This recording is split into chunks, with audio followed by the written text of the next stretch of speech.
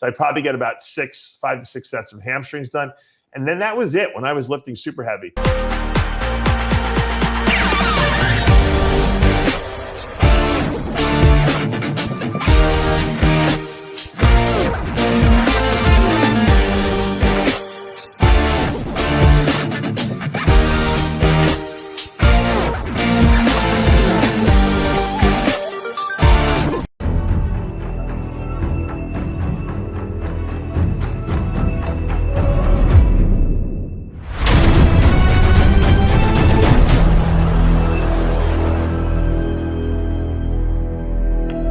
I created Species Nutrition with one mission in mind: to provide bodybuilders and serious athletes with no-nonsense supplements that work.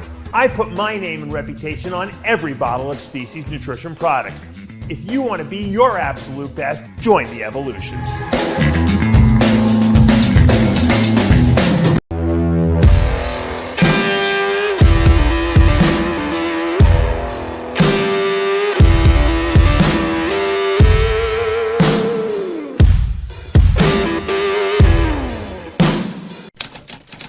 Do you think that all anabolic groups of steroids accrue protein at a similar rate or marginally different?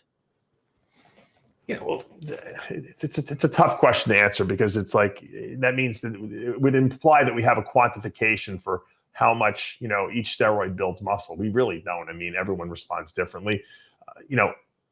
Do certain steroids make you grow bigger and stronger faster? Yeah. The ones that are the stronger ones, like testosterone, for instance, is probably the most potent of all of them. Trenbolone, puts a lot of muscle on too.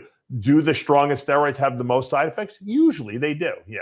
Now, obviously, if you're using long-acting injectables, they're a lot safer than using short-acting orals like Anadrol and Dianabol. But, the stronger steroids build muscle faster, and they're going to take that food you're eating and they're going to be able to put it together and create more muscle mass.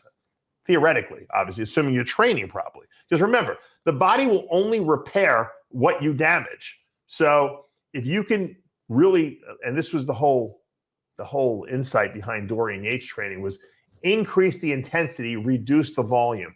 Don't worry about how many sets you do, because if you're using the same muscle fibers over and over and over again, more than likely you're going to probably overtrain them. But if you can dig deeper and make your body exert more force, lift heavier weights with higher intensity, you're going to access more muscle fibers. So let's say a bicep, for instance, has a billion muscle fibers, or a million muscle fibers, just for instance, but you can only access 500,000 of them by doing a certain bicep curl. Okay, and you figure, well, if I do this bicep curl 25 times, 25 sets, I'm going to be able to, damage more muscle. But you're not, because you're only accessing half of the fibers, because you're not lifting hard enough or intense enough. You can increase that intensity another 25%, where you're accessing 75% of the muscle fibers, and you're only doing 4 sets, for instance, or even 3 sets. You're going to build more muscle, because now the body is telling the cells, or the cells are telling the body, we need more muscle, because you know what? This guy's asking us to do 25% more than we normally do. We have to have bigger muscles and stronger muscles for that. So the training is the stimulus. The steroids just help with the repair process. So you can take all the steroids you want. If you don't train intense enough, you're not going to build any muscle. So really, you could build muscle with Anavar, if you wanted to. But if you train intensely enough, and then you take a stronger anabolic like testosterone and Trenbolone, testosterone, equipoise, you're going to grow at maximum rate. Let's go to Krasimir Gurganov. Greetings from Bulgaria. Do you stop creatine before a show? Is it 0 carbs a day the best for cutting for a show? Which strategy will give better results? Same calories and more cardio, 2 hours, or less calories and same cardio, 1 hour? Unfortunately, I wish it was as easy as if you do more cardio, you can eat more food, but it doesn't work that way. So too bad you can't figure out, I really want to eat that ice cream sundae. Okay. The ice cream sundae has 800 calories in it. If I can just burn 800 calories on the treadmill, then it's like I didn't even eat it, and I can erase it. Doesn't work that way. You eat that ice cream sundae, you have to burn 60,000 calories to get rid of that sundae, and you can't do that. So it's not like you could eat more food if you do more cardio thing, or if you could lose weight faster by reducing calories.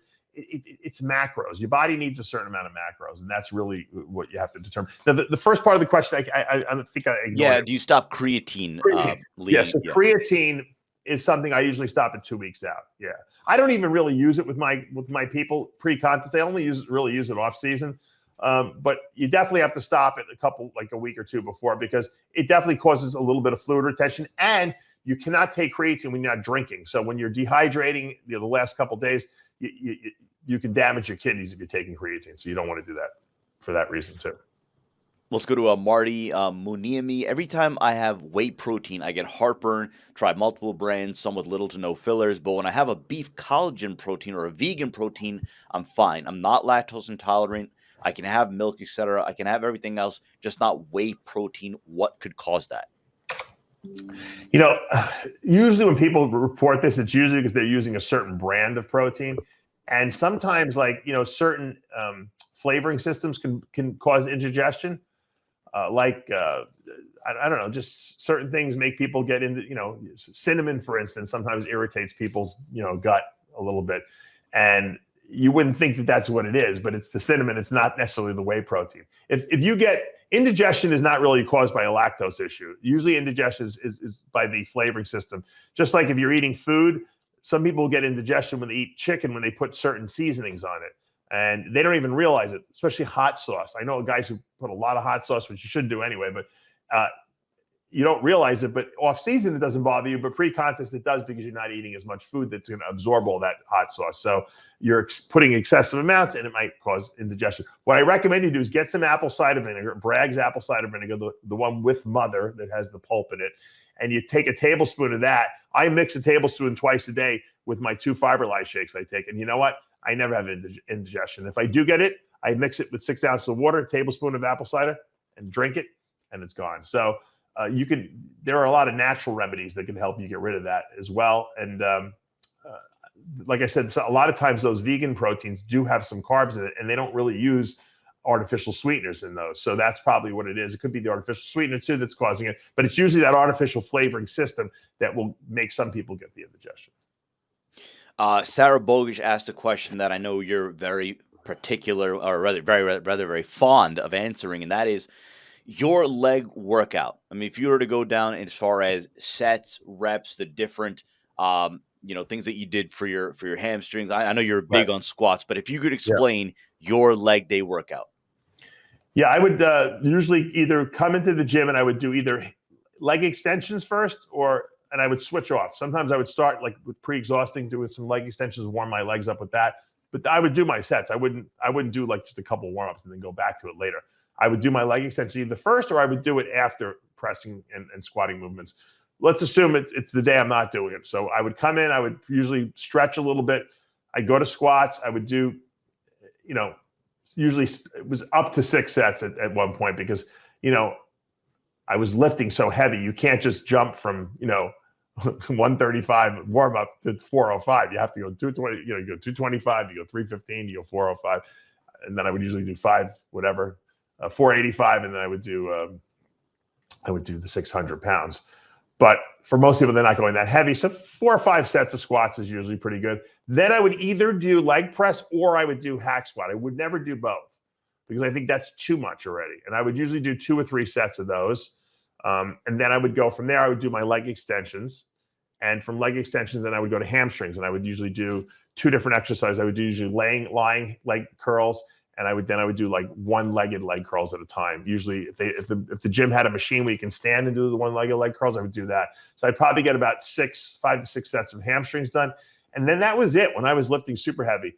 Nowadays, because I don't really do squats anymore because of my knee and my ankle, I'll do the inner outer adductor machine, a little bit. I'll do 2 sets of the adductors and 2 sets of abductors. But I didn't really do that when I was back, just worried about putting mass on. Maybe pre-contest, I would throw those in just for, a little extra detail, but I didn't do them on a regular basis. And that was it. It's so basic, legs, and it's brutally hard, because the squats and the presses or the squats and the hacks are really what are going to destroy you. The other stuff is intense, but it's not quite as bad. And that's why I would try to sometimes get those over with first.